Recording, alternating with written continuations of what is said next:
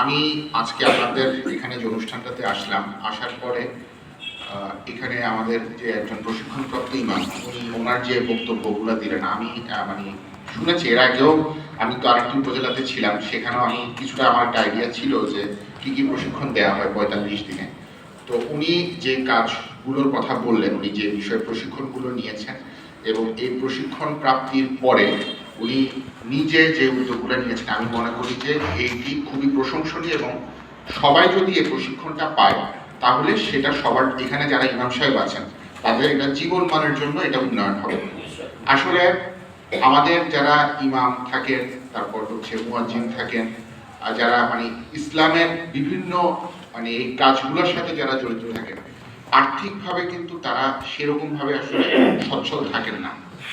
তো আমাদের বর্তমান সমাজের যে বাস্তবতা, সেই বাস্তবতায় যদি তার নিজের জীবনযাপন, তার পারিবারিক জীবনযাপন ঠিকঠাকভাবে চালাতে হয়, তাহলে তাদের জন্য কিন্তু এটা খুবই একটা কষ্টদায়ক ব্যাপার হয়ে যায়। কারণ আপনারা আসলে যে পরিমাণ বেতন পান, এই বেতন দিয়ে বর্তমান সমাজে চলাটা খুব মুশকিল। তো সেই হিসাবে প্রেক্ষাপটে যখন এরকম বিভিন্ন প্রশিক্ষণগুলো দেওয়া হয়, সরকারের পক্ষ থেকে প্রশিক্ষণগুলো দেওয়া হয়, সেগুলোকে যদি আপনারা সুষ্ঠুভাবে কাজে লাগাতে পারেন, এটার জন্য আগ্রহ থাকতে হবে, এটার জন্য চেষ্টা থাকতে হবে, ধৈর্য থাকতে হবে এবং বারবার সেই জিনিসটা শিখার মতো মন মানসিকতা থাকতে হবে। যদি করতে পারেন তাহলে অবশ্যই উনি যেরকম বিভিন্ন পর্যায়ে এই ইনকামটা বাড়াতে পারছেন, অর্থনৈতিকভাবে স্বাবলম্বী হতে পারছেন, সেইভাবে কিন্তু এটা কিন্তু অনেকের জন্য বা আপনাদের সবার জন্য সেই সুযোগটা আছে। তো আমি চাই যে ইনশাল্লাহ এখানে পর্যায়ক্রমে সবাইকে হয়তো একসাথে সেখানে ট্রেনিং দেওয়াটা সম্ভব হবে না, কিন্তু পর্যায়ক্রমে যাতে আমাদের পরবর্তী উপজেলাতে যারাই আছেন সবাই যাতে সেই ট্রেনিংটা প্রাপ্ত হন এবং উনি যেভাবে করেছেন হয়তো সেরকম বা তার থেকেও ভালোভাবে এটি যাতে করতে পারেন। তবে আমার কিছু জায়গাতে হচ্ছে একটু অবজারভেশন আছে ট্রেনিং গুলো দেওয়ার পরে, যেমন কিছু কিছু জায়গাতে আপনারা উনি বললেন যে উনি রোগী দেখেন বা হচ্ছে যে ওনার যে গাছ পালা যেগুলো আছে বা কৃষিকাজের সাথে বা মাছ পালনের সাথে সংশ্লিষ্ট কিছু কিছু বিষয় আছে, সেই বিষয়গুলোতে একটু সতর্ক থাকতে হবে। যেমন একজন রোগী দেখাটা কিন্তু এটা কিন্তু খুব মানে সফিস্টিকেটেড বলতে আমি এটা বোঝাতে চাচ্ছি খুব জটিল একটা প্রক্রিয়া। আপনি কারো ডায়াবেটিস দেখলেন, কারো হচ্ছে প্রেশার মাপলেন, সেটা একটা বিষয়, কিন্তু কোনো রোগের চিকিৎসার জন্য আপনার যদি সেই পর্যাপ্ত ট্রেনিং, সেই পর্যাপ্ত জ্ঞান যদি না থাকে, শুধু এই পল্লী চিকিৎসকের যে সামান্য আপনাকে যে প্রাথমিক চিকিৎসার পর্যায়ের যে জ্ঞান সেটা দিয়ে যদি করতে চান, তাহলে কিন্তু হঠাৎ করে কোনো ধরনের বড় ধরনের দুর্ঘটনা ঘটে যেতে পারে। তো এই বিষয়টাতে কিন্তু অবশ্যই খুব সচেতন থাকবেন। ঠিক তেমনি ভাবে কৃষিকাজ করার ক্ষেত্রেও যদি এরকম কোনো বিষয় থাকে না যে বিষয়টাতে মনে হচ্ছে যে দিলে আপনি যে ফসলটা উৎপাদন করছেন হঠাৎ করে সেটার খুব বড় ধরনের পরিবর্তন হয়ে যেতে পারে, সেটার ক্ষতি হতে পারে, সেই বিষয়টাতে আপনারা সতর্ক থেকে এই বিষয়ে যারা বিশেষজ্ঞ আছেন, যেমন আমাদের কৃষি অফিসার আছেন, লাইভ স্টক অফিসার আছেন, তারপর হচ্ছে যে আমাদের উপজেলা যিনি স্বাস্থ্য কর্মকর্তা ইউএচএফডিও মহোদয়, তার সাথে আপনারা যোগাযোগ করলে এই বিষয়টা সম্পর্কে ডিটেলস পাবেন। কিন্তু নিজেরা না বুঝে বা হচ্ছে ঝোঁকের বশবর্তী হয়ে কিছু করতে গেলে একদিকে জীবন মানেরও ক্ষতি হতে পারে, আবার আপনারাও যে কাজগুলো করছেন এখানে আর্থিকভাবে এখানে একটা ক্ষতির সম্মুখীন হতে পারে। তো আমি আশা করবো যে এই বিষয়টাতে একটু খেয়াল রাখবেন। আমাদের আরেকজন মানে উনি তো আসলে যে কথাগুলো বললেন, এটা তো আসলে মানে কি বলবো, আমার কাছে আমার নিজের কাছেও মনে হলো যে আমি এখানে এসে আপনাদের কাছ থেকে অনেক কিছু আমি শিখেছি বা এমনিতেও শিখি। সাধারণত এরকম আমি চেষ্টা করি যে কথাগুলো শুনে, কারণ সবসময় আসলে শোনার সুযোগটাও হয় না।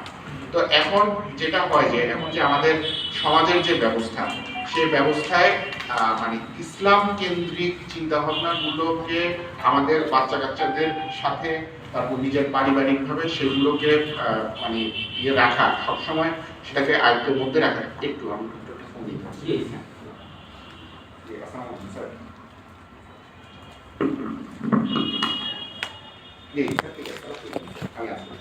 তো এই বিষয়গুলো আসলে আমাদেরকে একটু খেয়াল রাখতে হবে। তো এখন আসলে যারা বাচ্চা কাচ্চা, আপনাদের অনেকেই মানে জানেন যে বিভিন্ন মসজিদ আছে, মাদ্রাসা আছে, সেগুলোর সাথে সংশ্লিষ্ট আছে, সেখানে বাচ্চা কাচ্চারা সকালে বা বিকালে অনেকেই কোরআন শিক্ষা দিতে আসেন। তো তাদেরকে সঠিকভাবে দেওয়া এটাও আসলে আপনাদের এটা একটা দায়িত্ব, কর্তব্য অবশ্যই। এবং আমি মনে করি যে এটাতে আপনারা আসলে যে পরিমাণ সওয়াব পাচ্ছেন এটা আমরা আসলে চিন্তাই করতে পারি না। আমরা নিজেরা যখন ছোট ছিলাম, আজকে থেকে 15 বছর, 20 বছর, 25 বছর, 30 বছর আগে, তখনকার প্রেক্ষাপট আর এখনকার প্রেক্ষাপট কিন্তু সম্পূর্ণ ভিন্ন। তখন আপনি হচ্ছে বাচ্চা কাচ্চাদেরকে শাসন করলে তখন যে পরিস্থিতি হতো, এখনকার পরিস্থিতি কিন্তু আপনি ওভাবে আপনারা করতে পারবেন না। তো এই বিষয়গুলো সম্পর্কে একটু লিখবেন। এবং এখন ধরেন প্রত্যেকের হাতে হাতে মোবাইল, স্মার্টফোন, তো এই বিষয়গুলোকে কিন্তু খুব মানে ভালোভাবে কিভাবে করলে বাচ্চা কাচ্চারা যে ইসলামের যে প্রকৃত শিক্ষা, কোরআনের যে প্রকৃত শিক্ষা, কোরআন ঠিকভাবে তেলাওয়াত করা, এই বিষয়গুলো সম্পর্কে যাতে আসে, আমি মনে করি যে এই বিষয়টা আপনারা অবশ্যই এই ব্যাপারটা দেখবেন। আমি অন্যদিকে বেশি যাব না। আমি দুইটা বিষয় নিয়ে আপনাদের সাথে আরেকটু আমার মনে হয় কথা বলতে হবে বা বলতে চাচ্ছি। সেটি হচ্ছে যে আপনারা জানেন যে এখন গত এই মাসে আর কি আমাদের যে স্বরাষ্ট্র মন্ত্রণালয়ের জননিরাপত্তা বিভাগ থেকে একটি চিঠি আমাদের কাছে এসেছে আর কি, সরকারের পক্ষ থেকে এসেছে। সেটি ছিল যে যেহেতু আপনারা জানেন যে তাবলিগের যে মার্কাজ, সেই মার্কাজের প্রেক্ষাপটে আমাদের এখানে দুইটা পন্থী, একটা হচ্ছে জুবাইরপন্থী এবং সাতপন্থী। তো তাদের প্রেক্ষাপট নিয়ে একটা নির্দেশনা কিন্তু এসেছে। নির্দেশনাটা হচ্ছে এরকম যে আগে যেরকম শান্তিপূর্ণভাবে যারা যে মসজিদে যেভাবে ইবাদত বন্দেগী করতেন তারা কিন্তু সেভাবে করতে পারবে, ঠিক আছে, এই বিষয়টা কিন্তু তারা করতে পারবে। কিন্তু আমাদের কাছে আসলে এরকম কিন্তু কিছু কিছু বিষয় চলে আসে যে বিষয়গুলোর প্রেক্ষাপটে যে না, এক পক্ষ আরেক পক্ষকে, যে পক্ষ একটু শক্তিশালী সেই পক্ষ আরেক পক্ষকে তাদের কার্যক্রম করতে বাধা দিচ্ছে বা হচ্ছে একটু মানে একটা বিশেষ পরিস্থিতি তৈরি হচ্ছে। আমরা কিন্তু এই বিষয়গুলো আমাদের কিন্তু বারবার আমাদের কাছে কমপ্লেন এসেছে। তো আমি মানে আসলে যেহেতু আলেম ওলামা আছেন এবং হচ্ছে ইমাম মুয়াজ্জিন এখানে যারা উপস্থিত আছেন, আসলে এটা কিন্তু আমাদের জন্য কিছুটা মানে এটা কঠিন, মানে এরকম তাদেরকে বলা যে না আপনারা এটা করবেন না বা কোনো আইনের ব্যবস্থা নেওয়া, এটা তো আসলে